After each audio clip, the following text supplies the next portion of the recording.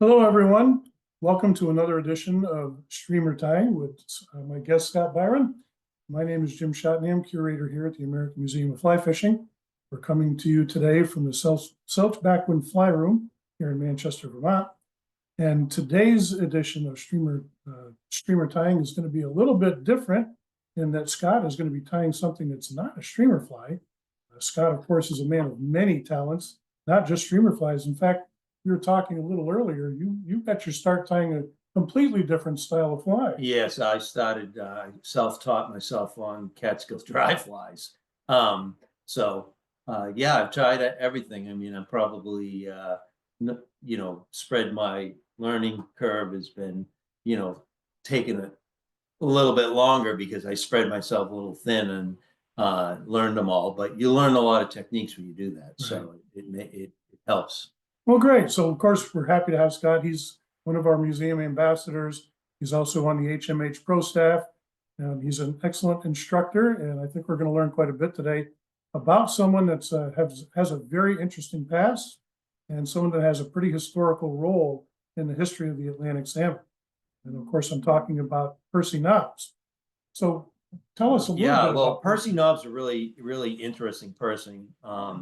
You kind of got in my wheelhouse when you showed me the fly that he had, and this is one I tied that we'll be tying today. We don't know the name of it. It came from a fly box that was supposedly his and flies that he tied. And Percy Nobbs was an architect in Montreal, up in McGill College, and there are still several buildings up there that he designed and have stood the test of time. But he started the Atlantic Salmon Association, which today is the Atlantic Salmon Federation. Exactly. And what's really cool about him is he was very ahead of his time. He talked a lot about conserving land, forests, the water for the salmon. He was equally as involved in planning cluster housing for lower income people. And so he was kind of an innovator in many areas. And he was the original editor of the Atlantic Salmon journal that they come out with. And he wrote several books. One of them was this book right here called Salmon Tactics. He wrote a book on fencing tactics. He was a silver medalist for Canada in fencing. You educated mostly in Europe, grew up in Europe, and then was relocated to Montreal. So an interesting guy with a varied background, and of course for us today, being the founder of the Atlantic Salmon Association, and that was 1940s, I believe. Yes, yep, it was in there, and we've got some of the journals here, the original journals from the association with some of the articles that were in there. Lee Wolf, all those guys were writing in there, so they were all in that wheelhouse, and they were all real promoting the sport, but also the conservation side. Conservation was a big part of what they did. That's right. So what we know is, of course, that Percy Nobbs, being associated with Nathaniel Reed, who was also heavily involved with the Atlantic Salmon Association. What can you tell us about Nathaniel? Well, he was Nixon's Secretary of Interior for Fish, Wildlife, and Lands, maybe. Whatever. It's probably the roles have changed today, but they encompassed a lot more back then. And obviously probably fished up there, met him, and then he had some of Percy Nobbs' flies. Yes, he did have some of Percy Nobbs' flies, and it's very an interesting story. The Old Reel Collectors Association joined me here at the museum for a tour, and one of the the Old Reel Collectors Association members is a fellow collector named Ed Pritchard, and Ed was able to obtain this box of flies from the Reed estate that is clearly marked tied by Percy Nobbs do not fish. Right.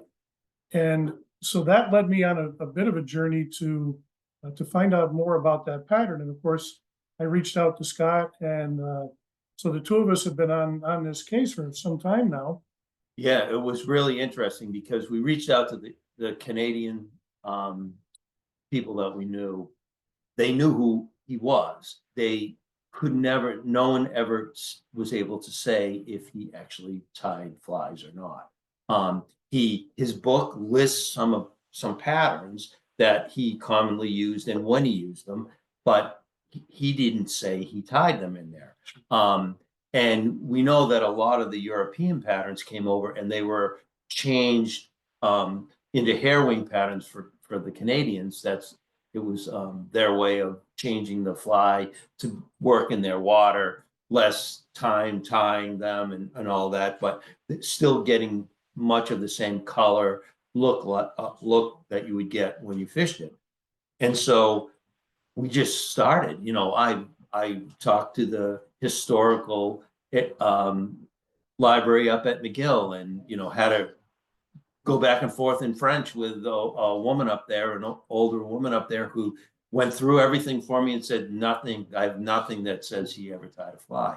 But after searching for several months, something came up on YouTube, and they were doing something, had done something at a historical center, and they were talking about the life of Percy Nobbs, and it was 2-part. And in one of the parts, his grandson was in it. And his grandson has since passed away. And his grandson specifically said, my grandfather tied all his own flies and fished his own flies. So coming right from the family. Yeah. So we figured, okay, that's about as best we're going to get. And we've spread this out, and maybe somebody will know something after seeing this and come back to us and have some greater detail for us. But this was a fly that the museum was given, but what was cool about it is there's 3 more of them in his fly box. Sure. So clearly we think this one probably is one that worked. I've searched high and low. I can't find a pattern that has a name for this, but we can break the materials down pretty much from looking at the fly and get pretty close to this pattern. So not to get too far ahead, but an observation that Scott has made after breaking down this particular fly in a pattern is that it would appear that Mr. Nobbs was a very practical fly tyer. And I think that's illustrated by the flies that are in his fly box. So what did you notice about that fly box almost immediately? All the flies are about the same. The hooks were all about the same size. All the same size. Yeah. And, they were organized, right? They were all laid out pretty much. They weren't spread out around. Obviously, he was a, architect. So and everything said he was not, he would not have been your best buddy. He was one of those guys that was like, you do it this way, my way or the highway. It sounded like he was really an impatient, like he had a bar that you had to live up to. But he, you can see sometimes with people who are in that kind of industry, everything has to be so precise. One little piece out of line and the whole building comes down. So you could see that. And when I looked at the fly box at first, I was like, wow, there's a lot of flies in there. And then we started looking, they look like they're all in the same size hook. They're all pretty organized. And even in his book, he had the flies that he spoke about. He had them organized into the time of the year and what the weather, the water level was. And it was things all started to kind of dovetail together. So. Right, which you would expect from an engineer, of course. Yep.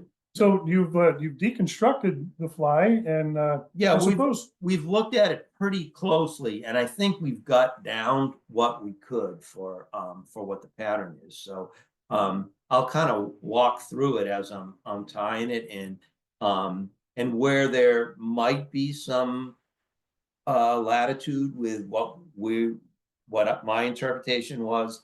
I'll address that as well. Okay. But what I did was I tried to find a hook that would be something that was pretty close to what he might have had available to him at the time. He would have definitely probably had some of the mustad hooks that were made in Norway. He probably would have had some partridge hooks available to him. But I bet he had some of these old Alcock hooks. These are number 6827 size 1/0. And again, I hold the hook up, I look at the bend of the hook, and I try to kind of find which hook he used. And this is probably, if it's not exact, it's pretty close. So, Okay. Well, why don't I move the light so we can see a little better? We're going to change our view up here a little bit so everybody else can see what you're up to. There we go. I'm going to put this light over here. Yeah, maybe we can get good. All right. Think? How's that? Yeah, it looks good. So what this has a little tag on it, and it's really thin tinsel. His tinsel on his fly, the best I can say was he was using real metal tinsel. And his tag was really only like 2 or 3 turns. So that's what we'll do. Put 2 or 3 turns on it. And we'll really do this like a salmon fly. We'll try to eliminate the bulk, although I don't think that was really an issue with this his pattern, and I'll show you as we start to add material when I say that. So the next thing that he would have had is a tail, and so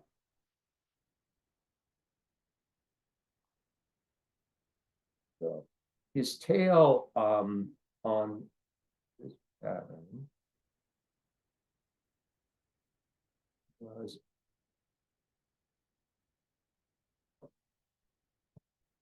just about a little bit of a gap's length long, and it kind of was not a real big curve. The wing is going to sit right in there. So when we looked at least the pattern that we had here, we were able to kind of really get a good look at it, and at least as it is now. And I couldn't tell if that pattern had actually been fished, but that's kind of how it sat. The next piece of material that he had was some yellow floss, and here's where the bulk piece that most Atlantic salmon fly tyers would be very concerned with. It didn't really seem to concern him.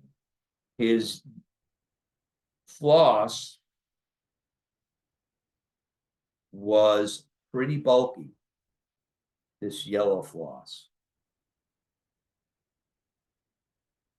And I just kind of run this back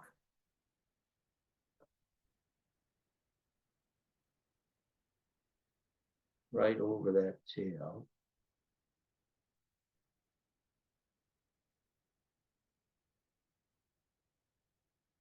And then run it back up.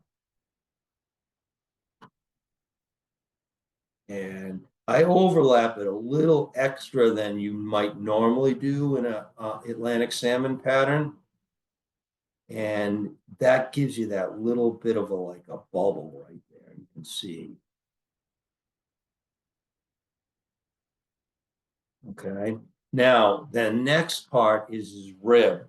He used some silver oval rib. And again, I don't think he probably was overly concerned with the bulk, but I'm gonna just take a little bit of the silver off, and then bind it in.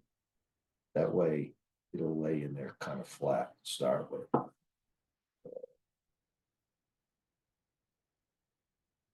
In there.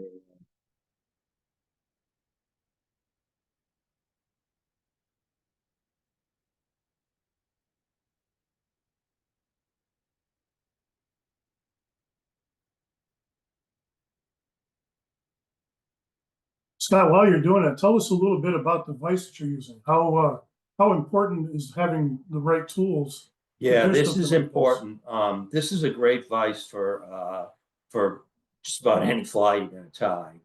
It's got a lot of flexibility because of the way it's set up and jaws, and especially with these hooks, these black hooks that are Japan, and especially these older antique hooks. What we have here is you can probably can't really see it, but I put a little protective sleeve between the jaws of the vise, and any vise that you would use, you would want to put that protective sleeve on, just because the Japanning can come right off of these hooks and they can scratch. Now, it doesn't affect the fish, it affects the fisherman who's tying it. So I've got that laid down now. I'm going to use the material for the body. And I was lucky a number of years ago. I have a friend who is a Casaboom, and he is related to John Casaboom and the historic Canadian Atlantic salmon fly, the Casaboom. And I was lucky to have somebody give me, another fly tyer, give me some of John Casaboom's floss, original floss, to tie that fly. And when I looked at the Nobbs fly and I made the estimate on this color in the Nobbs pattern that we have here at the museum is the most faded part of the fly. But when I looked at it real closely, what I was able to see was that this color, this green floss that was the same color that was in the Casaboom fly, was pretty close. So when I wrote the article that's in the next journal, I referred to it as kind of Casaboom green. And some of these colors, you know, they're very hard to get. They were obviously easy for the tyer of the time when they were tying. They would have been in vogue then. And there would have been ample amounts of them. That's not the case now. A lot of those colors have gone away. So this happens to be some floss that is a reproduction of an older floss. And it's really close to the original Casaboom color that I got from a friend of mine. So that's what I'm going with. And if we could see the other flies that are in that fly box, the bodies of them, you know, that would help us get this color even closer, because when you can look at 3 or 4, it will give you a better read on the actual color. Oh, so I got the floss locked in there, and on his pattern there are 5 ribs. So 1, 2, 3,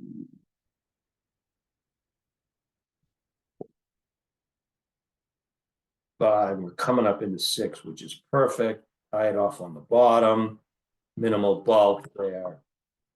We can snip this off.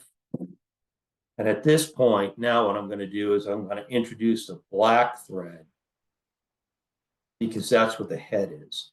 And somebody might be sitting there that's not familiar with why white thread is used under this floss. And I can't tell you if he used white thread under the floss, but as a streamer tyer, you often would use white thread under floss for the simple reason that when that floss gets wet, if there's dark thread underneath it, it really changes the color of the floss. So white or primrose color underneath it, you can get away with that. All right, so now we're gonna we've got a throat that we got to put in, and we're gonna use some rooster hackle right here, and it's got yellow and red mixed rooster for the throat. The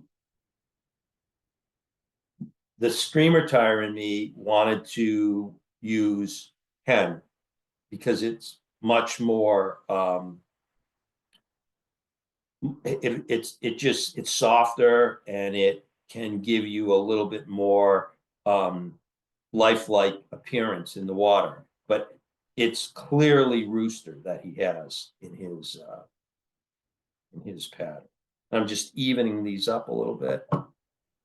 And his throat didn't go all the way back to the point of the hook. One about halfway down.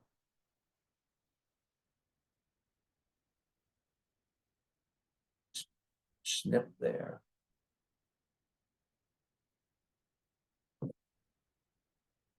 And I would have bet that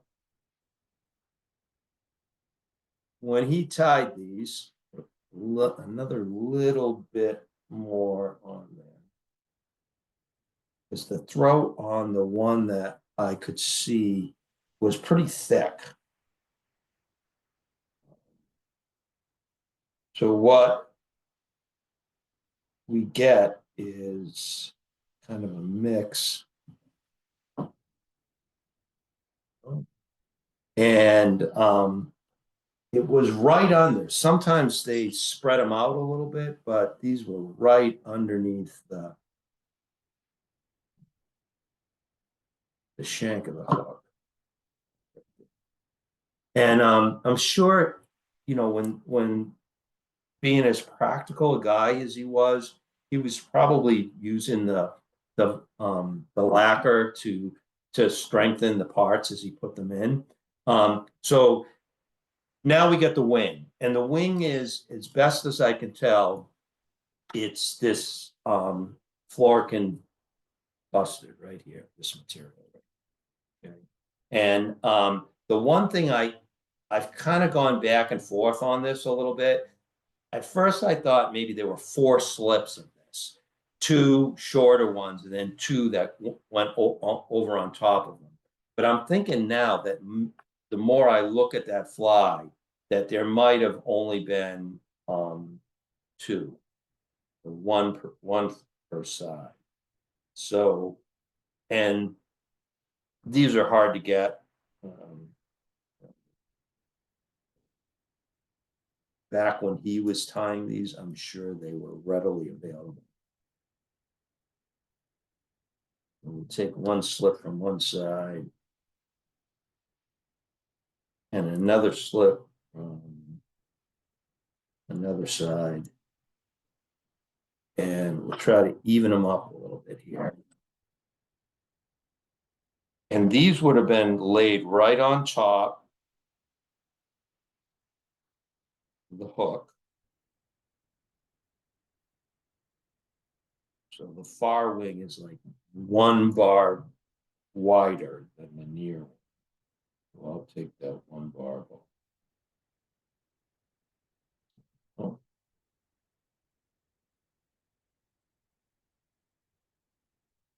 And it just laid it right in there. Right in like that. Probably would have shaped it a little bit. So it laid right in there and tied it right in on top. And if everything works right, it sits perfect, just like that. Okay. Well, that's a nice wing right in there. Now, here's the cool part that I discovered after looking at the fly. On a lot of salmon patterns, they have a roof, and it's very common to have a bronze mallard roof, and it's just a few fibers of bronze mallard that sit on either side of the top and give you a little roof over this wing. And when you look at one side of the fly, he's got a red goose or turkey roof that extends back. But when you look at the other side of the fly, the roof it's not a roof. It's just a red piece of the goose feather that sits partway along the side.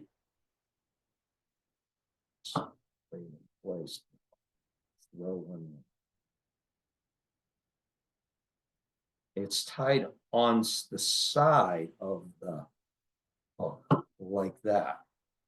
Now, what's neat about this is there are a lot of streamer patterns that have this same piece that is not a wing that's actually built in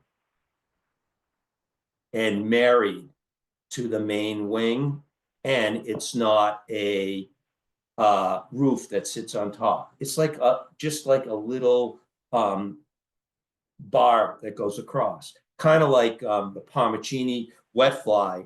You know, they marry the white and red, but the originals weren't married. They were a white wing with a red slip that sat on the outside. It was later on when things were married. So I could see him saying, okay, the traditional Atlantic salmon fly tyers from Europe would have probably married or put a roof on this of red. Instead, it's just, I'm going to get the same coloration by just laying the wing right on the side of it. And so that, you know, the more you look at things, the more you can analyze it. So then I'm just going to trim out this waste piece.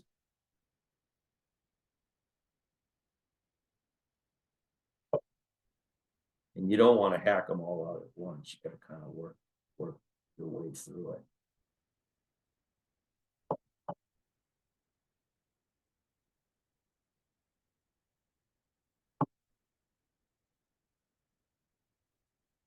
And once we trim it out, we're going to have to put a couple more materials on. But I'm going to just get a little drop of the lacquer on. And then I'm going to take my thread and just build it up a little bit so it's a nice smooth area to lay the rest of the materials on. And the next material that we're going to put in place is an overwing that was this golden pheasant. And what I looked at when I looked at his fly was that in a lot of patterns, the tips on these actually meet.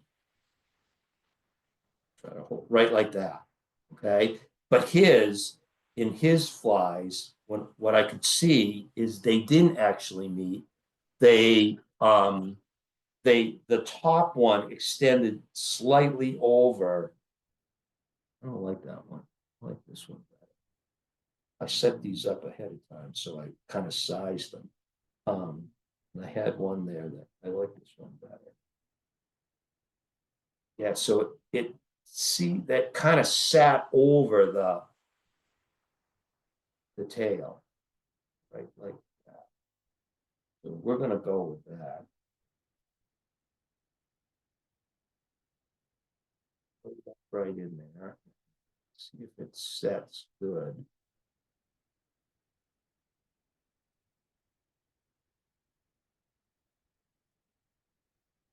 Yeah, that's it right there.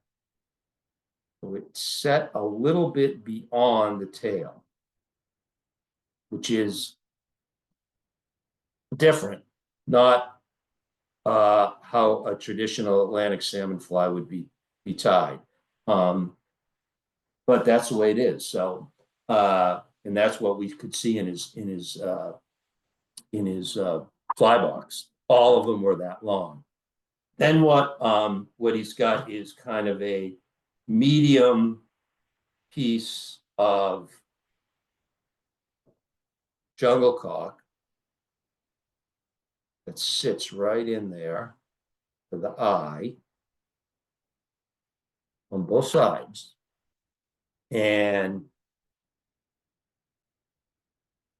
they weren't overly long and they weren't really short. Sit right in. And all these materials would have been pretty available to him. There's nothing like, something that would have been a exotic bird that would have, not would have been something he would have had to, get from somebody somewhere else and be something that was coveted. I think this was more, these were practical patterns that he had that worked for him, and he would take them and tie them and use them at different times of the year. I've had people that have seen this pattern and said, "Oh, that'd be a great pattern for Atlantic salmon in the fall." So basically, that's his fly. We don't know what the name of it is. We've been referring to it here as the Nobbs fly because that's the one fly that we have. But it, I have kind of searched high and low to see if I could find a pattern that was the same as this one, and I haven't been able to. It's just not. I've sent this to many of our Canadian friends, and they've all said the same thing, that they weren't able to identify it. So that's basically what he had there for a salmon fly. And all that history that we kind of search for and look for has been interesting. You never know, whenever you tie one of these and do the history or write something on them, you're almost waiting for the next person to come along down the line and say, "Oh, my grandfather had that fly and he got it from Percy and he called it the, XYZ fly." But we don't have that. We were at the Atlantic Salmon Federation meeting in November, and I was tying this along with another fly of Dean Sage's. That's a well-documented fly. Sure. And we were, people were asking about this, and many of them didn't even know who Percy Nobbs was. We were saying, well, he was the one who started this organization. Like, wow, that he kind of got buried in the, in time. And well, here we are bringing them back up, right? Yeah, bringing them back to life. It's important to document these things. So one question about the time, you mentioned the wings, and you said that material may be difficult to find. Is there a suitable substitute that you'd recommend? Ooh, yeah. I mean, this is unique. The tan color in this and the barring. His particular fly that we have here, his barring was closer, right? So there was the dark brown and the tan, the bars were pretty even and they were closer on his. The closest thing I think you might be able to get to that would be some type of turkey. Okay. And you'd really have to kind of be looking through the turkey to see, and it would definitely change how that wing would sit in there, and because the turkey itself would be less smooth and fine feathers, Okay. a little bit more meaty. And that's at first when I didn't see the fly, when you sent me a photograph of it, my first thought was, wow, maybe that is turkey. And I kept pulling different turkey out, and but the tan on this is light, and that I think is the turkey is a darker tan. And I'm sure today that's what you would do. You would, this wouldn't be. We're tying this as a demonstration. We wouldn't want to be fishing with this material at this point because it's just so difficult to obtain. So, yeah. Okay. Well, and I think it's also, you mentioned a little bit ago that you're writing an article about this fly that's coming up in the next journal, which is, of course, one of the premier benefits of being a member of the museum. And so if you're not a member, I certainly encourage you to join and receive that publication, because I believe you have the recipe. The recipe, yes, the recipe's in there. As best as I could break it down, the recipe's in there. I tell everybody that the membership, just getting the journal is well over what you're paying for the membership. The journal is outstanding, not because I contribute to it from time to time, but the editor and all the digital people that work in it, it's put together very well. There's not anything in there that doesn't have really good documentation, and it's not fly tying, it's fly fishing, fly tying, great historical articles. There's a lot there, and people don't, that you need to take advantage of it. That's really cool. Well, I can't ask for a better endorsement than that. So if you're not a member, again, we encourage you to join. Scott, thank you as always. It's a great pleasure to have you here, of course, and look forward to doing this again. So once again, if you're not a member, you can go to our website, amff.org, and become a member and support webinars and programs like Tying with Scott. And we look forward to doing this again. Thank you, everyone. Thank you.